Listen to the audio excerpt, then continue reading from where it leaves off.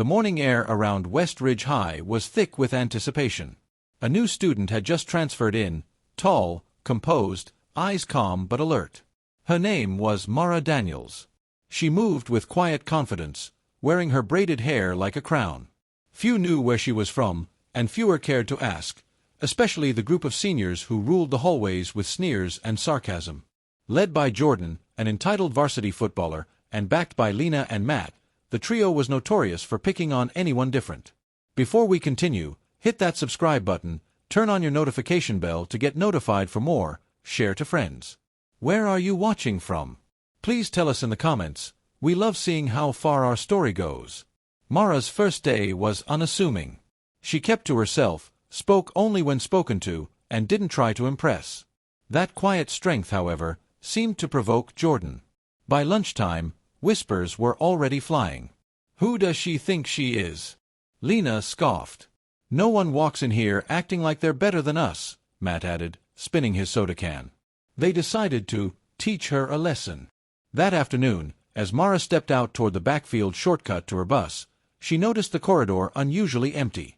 Her instincts flared, trained instincts. "Hey, new girl!" Jordan's voice rang behind her. She turned, calm. "We don't like ghosts creeping around our school," Lena taunted. Mara blinked slowly. "Excuse me." Matt stepped forward. "Don't get smart. You've been ignoring everyone all day like you're too good to talk." "I mind my business." "You should try it sometime," Mara replied, her voice level. The taunts turned to shoves. Jordan reached for her shoulder. "That was a mistake." In a blur, Mara sidestepped and flipped his wrist in a swift lock. He yelped in surprise, collapsing to one knee. The others froze, wide-eyed. "Do you really want to try that again?" she asked quietly, releasing Jordan and stepping back. What are you?" Lena stammered. Mara exhaled. "Black belt. 3rd Dan. I don't start fights. I end them when necessary." Before more could unfold, a teacher rounded the corner. Everyone straightened like statues. "What's going on here?" "Nothing, ma'am," Mara replied first, adjusting her backpack. "Just heading to the bus." That evening, the story spread like wildfire. Some exaggerated it, saying she kicked Jordan in the air. Others described her like a superhero. But Mara had done just enough. No more, no less. The next day, Mara walked into the school cafeteria. The whispers had changed. Eyes followed her not with mockery, but something closer to respect or fear. She spotted a younger student alone at a table, a frequent target of Lena's group. Mara walked over and sat beside her. "Mind if I join you?" The girl, Lizzie, looked shocked. "You, sure?" Mara smiled. "Absolutely. You looked like you needed someone real around."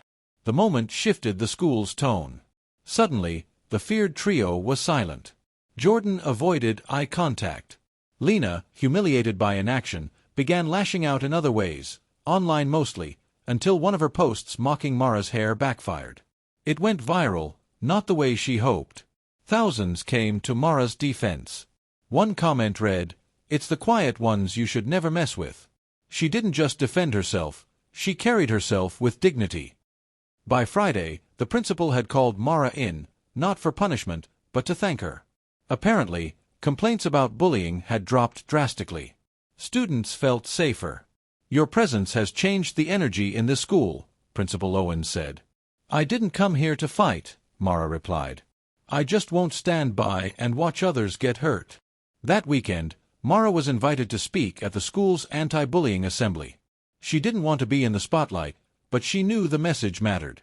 Standing on the stage, she looked out at hundreds of eyes.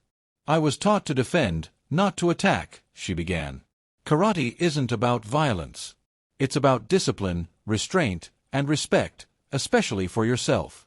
If you walk around trying to prove your strength to others by hurting them, you've already lost." The gym was silent. Even Jordan, in the back row, lowered his head. She continued, "You never know who someone is or what they've been through. Strength isn't loud. Sometimes it walks in quietly, eats lunch alone, and minds its business, until you give it a reason not to." When the crowd erupted in applause, Mara stepped off the stage, her heart steady. She wasn't trying to be a hero, she was just being herself. From that day, the culture at West Ridge shifted. Other students started speaking up.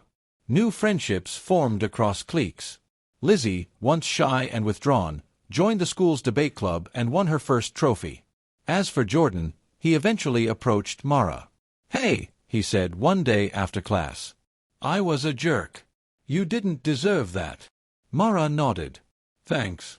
Just learn from it." "I am," he replied, surprisingly sincere. Moral lesson. This story isn't just about a girl who knows karate. It's about courage in silence. About not letting bullies define the atmosphere of a space. About strength that doesn't shout.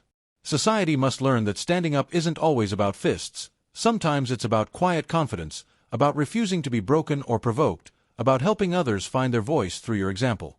Violence doesn't make you strong. Kindness, courage, and self-respect do. The world needs more Maras.